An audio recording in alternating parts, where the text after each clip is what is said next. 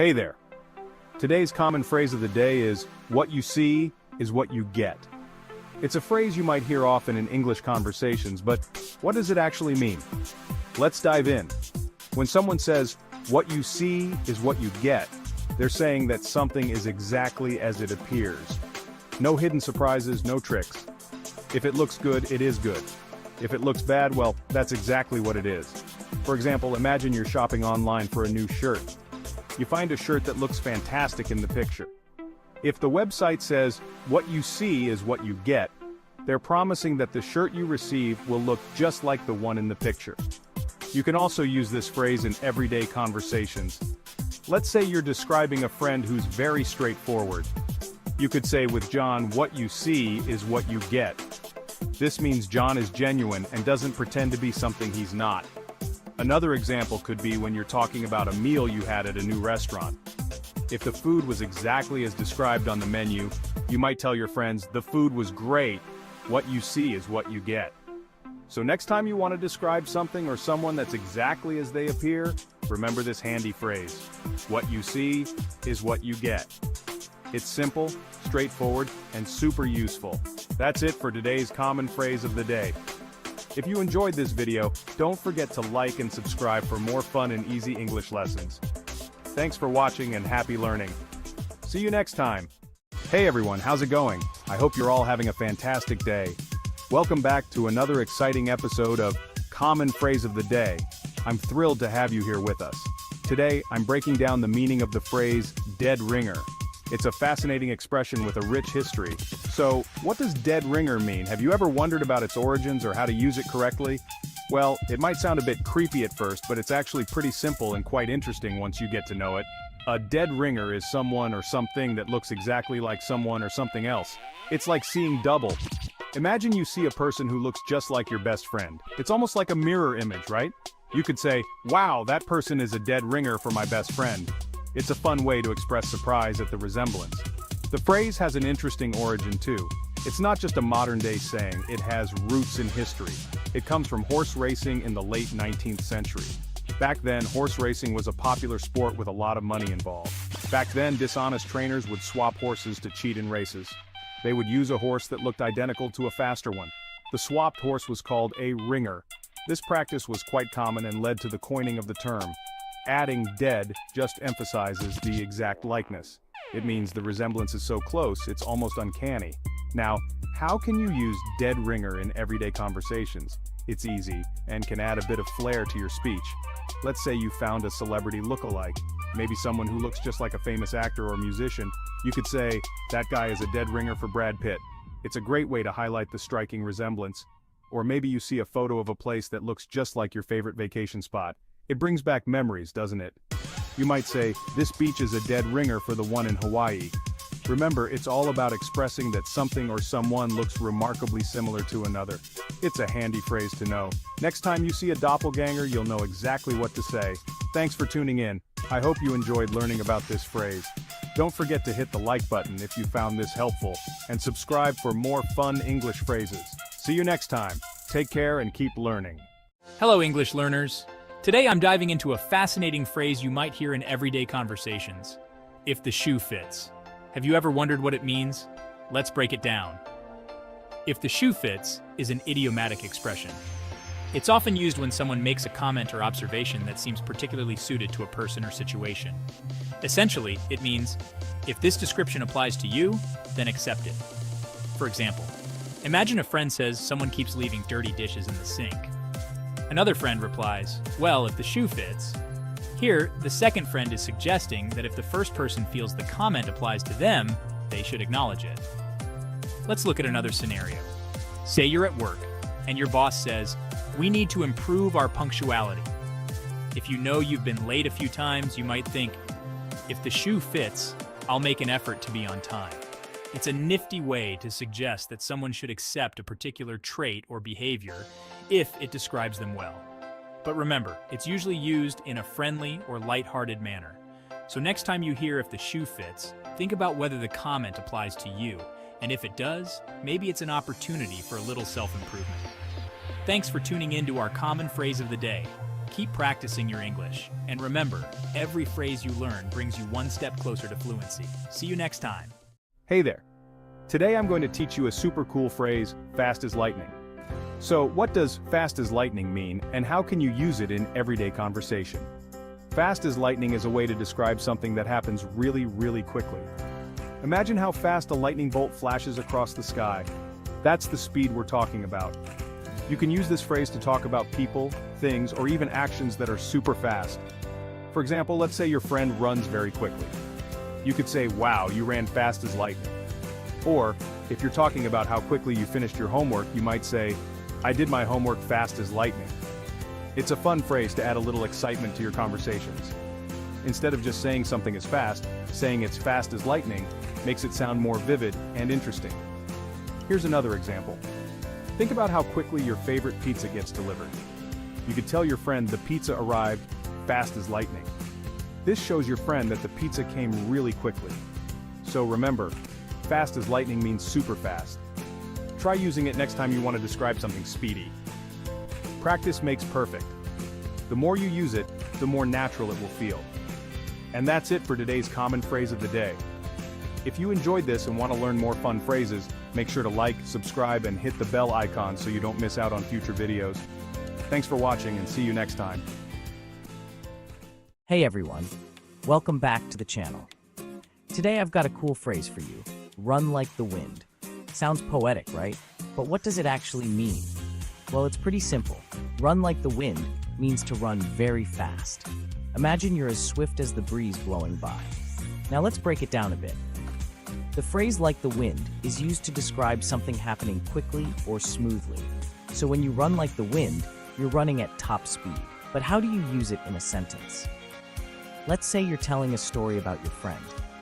You could say, "When the dog started chasing us, John ran like the wind." Or maybe you're cheering someone on in a race. You might shout, "Come on, you can do it, run like the wind." It's a great way to add some flair to your language. Instead of just saying, "Run fast," "run like the wind" paints a vivid picture, and it's super easy to remember. So next time you want to describe someone running really fast, give "run like the wind" a try.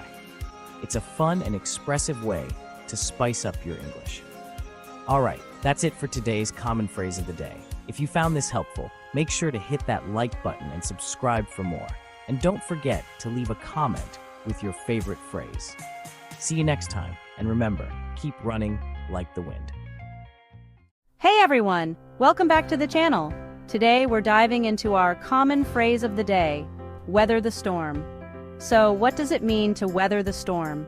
It's a phrase you might hear often, but let's break it down. Imagine you're in a boat and a huge storm hits. The wind is howling, the waves are crashing, and it feels like the boat's gonna capsize any second. But you hang in there. You steer through the storm, and eventually the skies clear up and the sea calms down. You've made it through the storm. So when someone says they're weathering the storm, it means they're going through a tough time, but they are hanging in there and dealing with it. It's all about perseverance and resilience. Kind of like when you're learning a new language and hit a rough patch. Maybe you've got tons of grammar rules to remember, or you're struggling with pronunciation. But if you stick with it and keep practicing, you'll come out stronger on the other side. Let's use it in a sentence. Even though the company was facing financial difficulties, they managed to weather the storm and came out stronger. See how it works? It's a metaphor for pushing through difficult circumstances until things get better. All right, now it's your turn. Think about a time you had to weather the storm. Share it in the comments below. And don't forget to like, subscribe, and hit that notification bell so you never miss out on our daily phrases. Thanks for watching. And remember, keep learning, keep growing, and keep weathering those storms. See you next time. Hey there, English learners. Today I've got a phrase for you that's as sweet as honey. You've probably heard the saying, you can catch more flies with honey than you can with vinegar. But what does it mean? Well, it's all about being nice. Think of it this way. Flies are more attracted to sweet honey than sour vinegar, right? In the same way, people respond better to kindness and sweet words rather than harshness or criticism. Let's look at some examples of how to use this phrase in everyday conversation.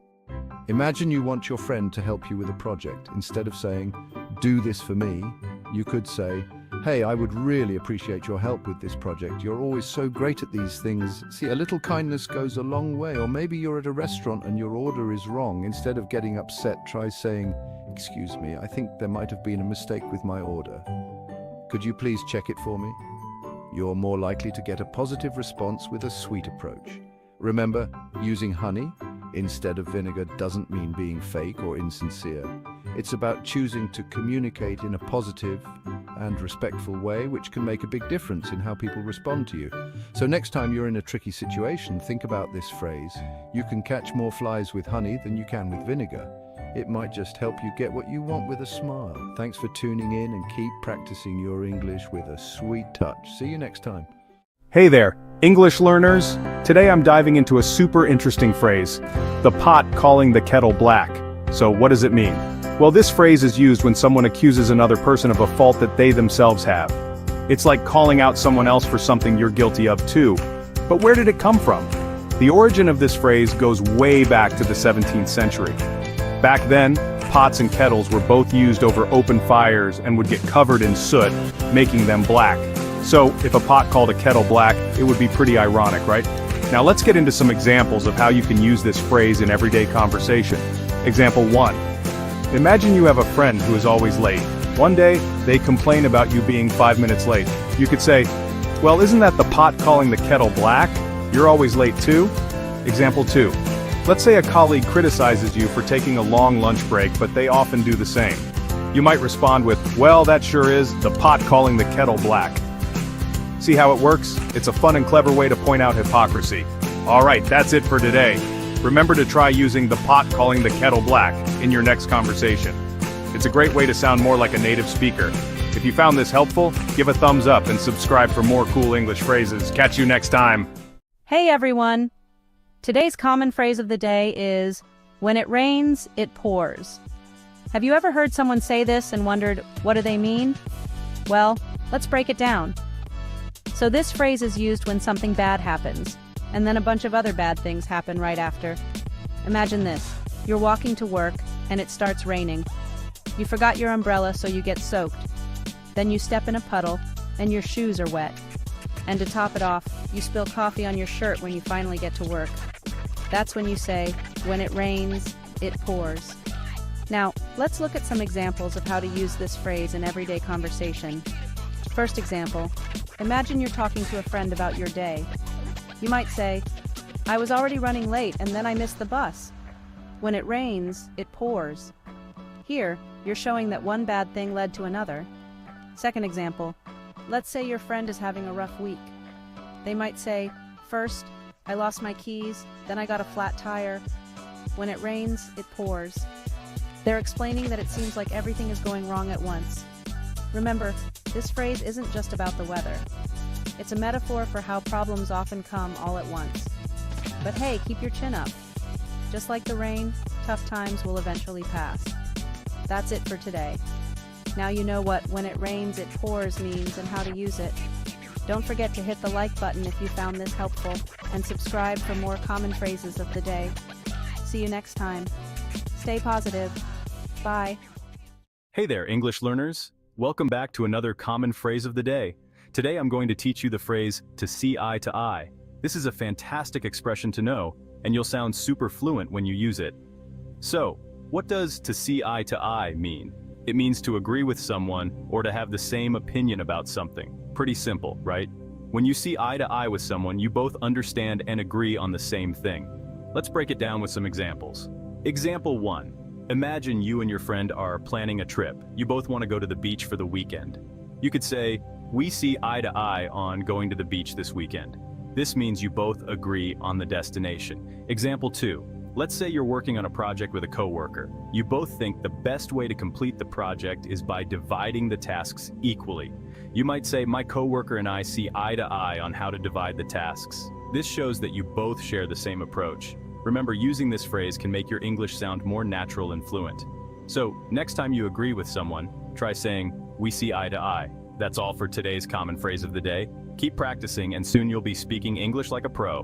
Don't forget to like and subscribe for more tips. See you next time. Take care and happy learning. Hey there, English learners. Today's common phrase of the day is through thick and thin. Ever heard it before? Let's dive in. Through thick and thin means to stay with someone or something no matter what happens. It's all about loyalty and sticking together, even when times get tough. Picture this. You have a best friend. You've been pals since kindergarten. You've gone through good times like birthday parties and fun vacations, but also tough times like arguments and moving to different cities.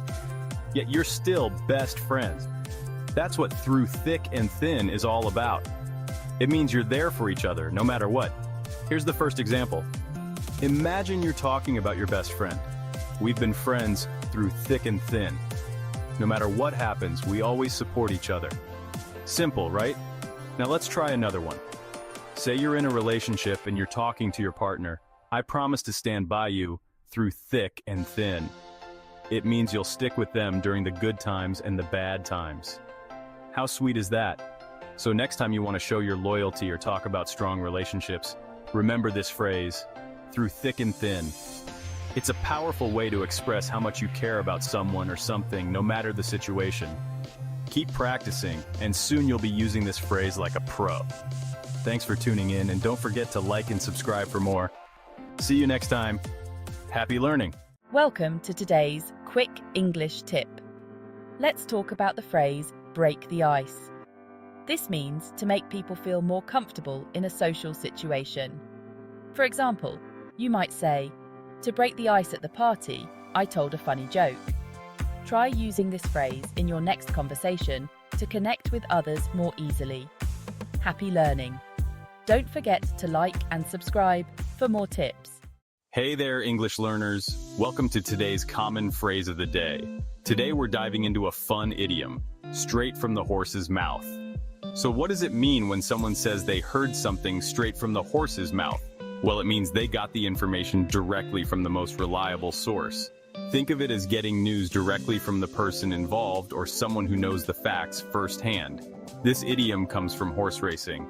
In the past, people believed you could get the best information about a horse's condition directly from the horse's trainer, or even better, the horse itself. Now, let's talk about how to use this phrase in everyday conversation. Here are a couple of examples to help you out. Example 1. Imagine your friend tells you about a new job opening at their company. You could say, "Wow, that's great news." And since you work there, it's straight from the horse's mouth. Example 2. Your teacher tells you that the exam is postponed. You can tell your classmates, "Guys, the exam is definitely postponed. I heard it straight from the horse's mouth." See how easy that is? Using this idiom makes your English sound more natural and fluent. So next time you need to emphasize the credibility of your information, remember to say you heard it straight from the horse's mouth. All right, that's it for today. If you enjoyed this video, don't forget to like and subscribe for more fun idioms and phrases. Keep practicing, and you'll be speaking like a native in no time. Catch you in the next video. Bye for now. Hey there! Welcome back to another fun and educational video. Today, let's dive into a delightful phrase in English, fit as a fiddle. Have you ever come across that one before? It's quite a charming expression. Fit as a fiddle means someone is in excellent health or in great physical shape. It's a wonderful way to compliment someone's well-being. Picture a fiddle, which is another name for a violin, that's perfectly tuned and ready to play beautiful music. That's the essence of the phrase, being in top condition, just like a finely tuned instrument. So, how can you incorporate fit as a fiddle into your everyday conversations to sound more fluent and natural? Let me share 3 practical examples to help you understand better. First example, after his invigorating morning run, John felt fit as a fiddle. He was brimming with energy and ready to tackle the day. In this context, it means John feels fantastic and full of vitality after his exercise routine. Second example, despite being 90 years old, Grandma is fit as a fiddle. She maintains an active lifestyle and enjoys every moment. This example highlights that even at an advanced age, Grandma is incredibly healthy and full of life. Third example, ever since I started practicing yoga regularly, I've been feeling fit as a fiddle. It's amazing how much it has improved my overall well-being. This means that incorporating yoga into their routine has significantly enhanced someone's physical health and mental clarity. See how simple and effective that was? Fit as a fiddle is a fantastic way to describe feeling wonderful and in excellent health. It's a phrase that brings positivity and energy. Try using it in your conversations, and you'll sound like a native English speaker in no time. It's a great way to express well-being and cheerfulness. Thanks for watching, and keep practicing your English skills. Remember, the more you use these phrases, the more natural they will become. See you next time. Hey there. Ever heard the phrase, "Don't beat a dead horse"? If you're scratching your head right now, don't worry, I've got you covered. This one's a doozy, but super fun to explain. First things first, no actual horses were harmed in the making of this phrase. It simply means to stop wasting energy on a lost cause or trying to revive something that's long gone. Picture this. You're trying to wake up a horse that's, well, you know, already crossed the finish line of life. Pointless, right? Now let's get to the nitty-gritty. This phrase has roots going back to the 19th century, when it was flogging a dead horse. It was used to describe efforts that were as futile as trying to get a dead horse to move. Not the most pleasant visual, but hey, language can be weird like that. Imagine you're working on a group project and one of your teammates keeps suggesting the same idea over and over, even though everyone else has already decided it won't work. At that point, you might say, "Hey, don't beat a dead horse." It's a polite way of saying, let's move on. So why should you care about knowing this phrase? Well, understanding idioms like this can really boost your conversational skills and help you sound more like a native speaker. Plus, it'll save you from awkward situations where you might take things a bit too literally. All right, so next time you hear someone say, "Don't beat a dead horse," you'll know they're just telling you to stop wasting your time on something that's already over and done with. Thanks for tuning in. If you like this explanation, smash that like button and subscribe for more quirky phrases and their meanings. Catch you next time. Hey there, English learners.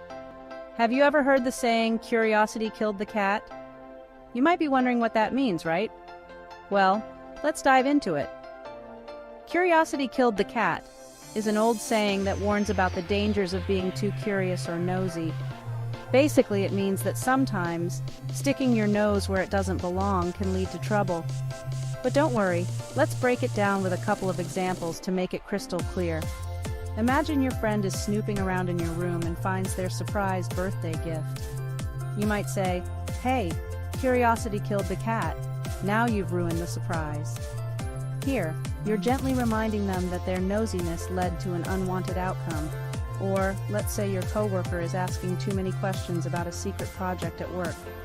You could jokingly tell them, "Remember, curiosity killed the cat. You might find something you don't want to know." You're hinting that their excessive curiosity might not end well for them. So next time you feel like peeking into something you shouldn't, just remember this saying. It's a fun and quirky way to remind ourselves to sometimes just let things be. And there you have it. Now you know what "curiosity killed the cat" means and how to use it in everyday conversation. If you found this helpful, don't forget to like and subscribe for more fun English tips. See you next time.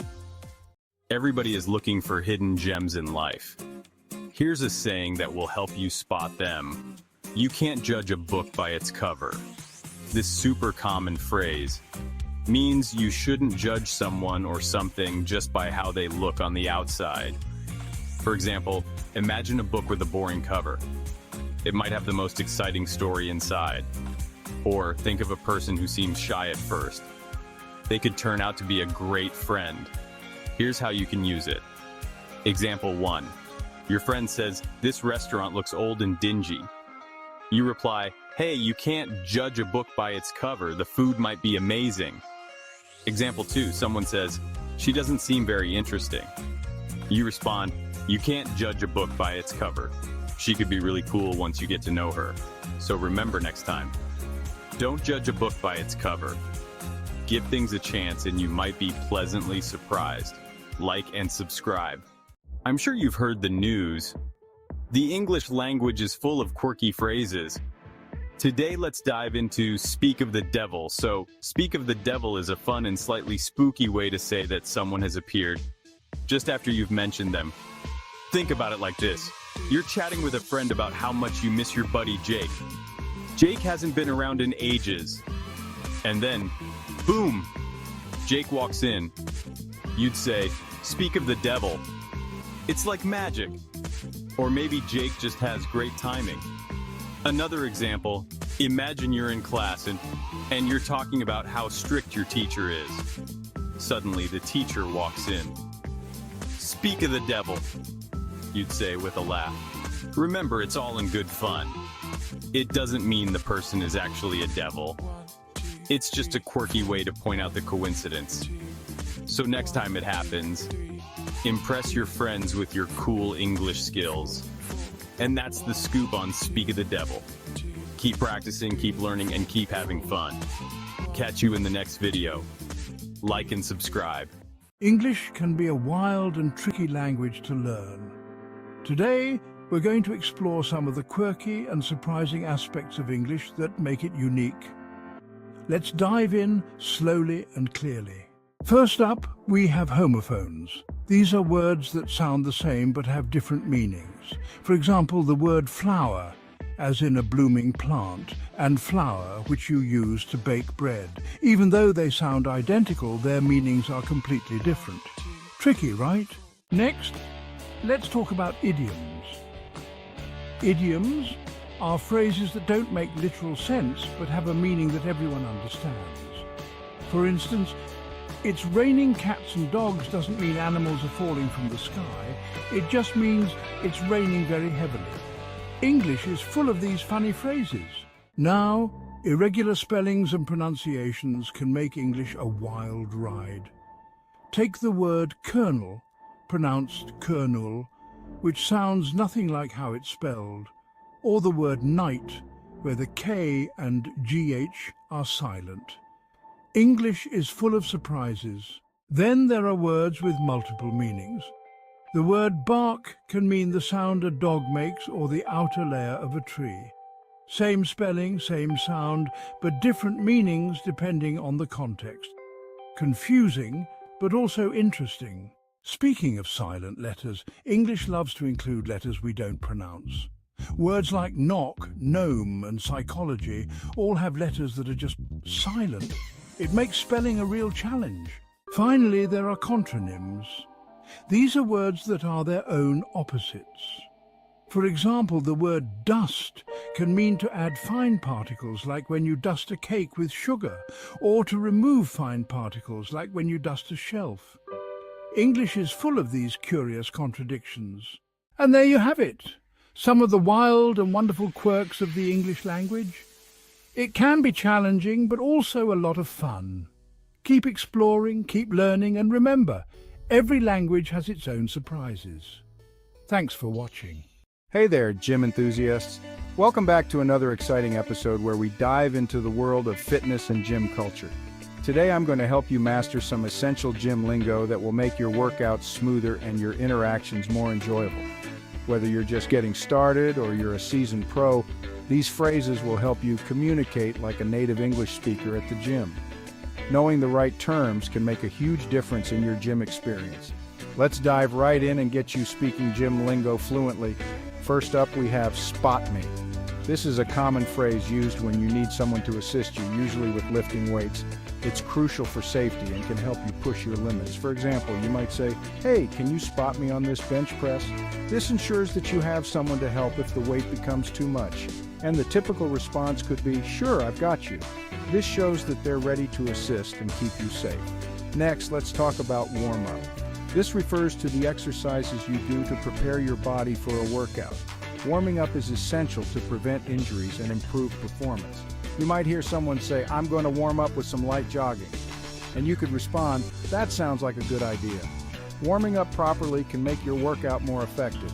Now, cool down is the opposite of warming up. It's what you do to help your body recover after a workout.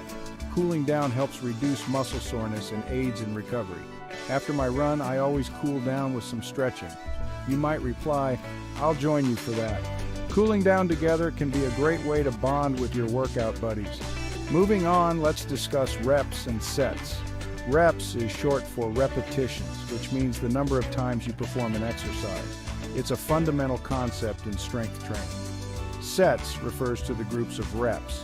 For example, I did 3 sets of 10 reps on the squats.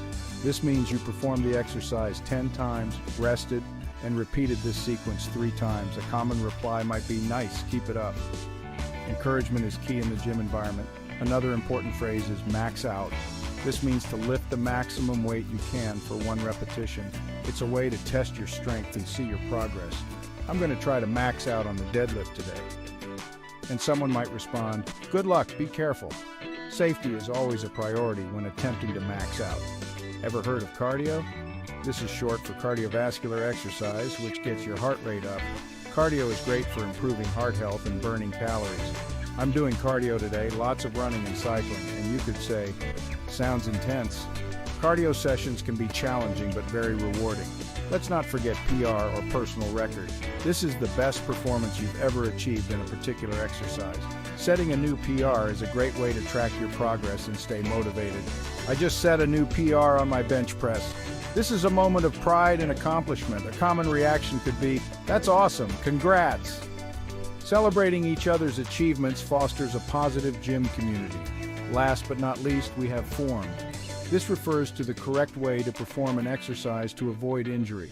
Proper form ensures that you get the most out of your workout while staying safe. Your form on that squat is perfect, and you could respond, thanks, I've been practicing. Consistent practice leads to improvement and mastery. So there you have it, a quick guide to essential gym lingo.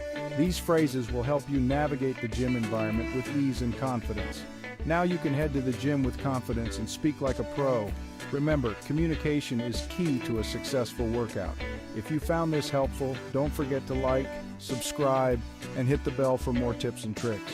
Your support helps us create more valuable content.